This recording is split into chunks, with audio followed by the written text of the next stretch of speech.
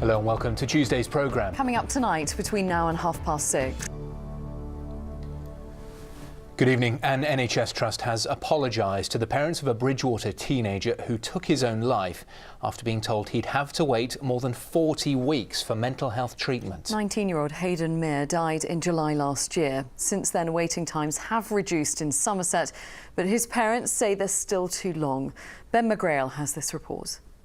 Well, Ben is in Bridgwater for us this evening. Ben, Hayden's story, incredibly sad. Just hearing from his parents is absolutely heartbreaking. What has the NHS in Somerset had to say about this? OK, Ben, thank you. Ben McGrail in Bridgwater. Thanks very much indeed. On to other news now. A road that collapsed onto the beach near Slapton in Devon has reopened after 8 months. The A37... A group of MPs from Devon and Somerset have criticised the continuing delays in the rollout of broadband.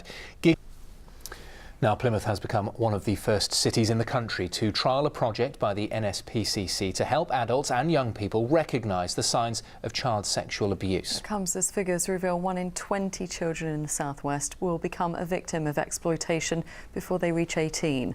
Nick Smith has more. Now, an aviation engineer from Exeter says she believes women are still intimidated by careers in some industries because they're traditionally thought of as man's jobs. Lottie Atkinson works as a mechanic for Flybe in the city, and now the airline is trying to encourage more women into aviation careers. Claire Manning has the story. And there is still plenty more to come on ITV News West Country before 6:30, including the game that is... And after us, the ITV News continues with the national and international stories at 6:30. Mary Nightingale has the details. But next on our programme, hundreds of students across our region are getting into debt, not because of university fees, but because of gambling. New research shows many students are regularly placing bets, usually online, with some ending up with huge amounts of debt. Well, it's prompted calls for colleges and universities to do more to promote responsible gambling and warn of the dangers. Lauren Hall has this report. Now to an illness where the survival rates can be worse than cancer, but the diagnosis is often missed. Women are particularly at risk of heart valve problems, with 30% never having a regular check, which can identify the problem. A shortness of breath, dizziness and sudden weight gain can be some of the symptoms. Abby Bracken has this story.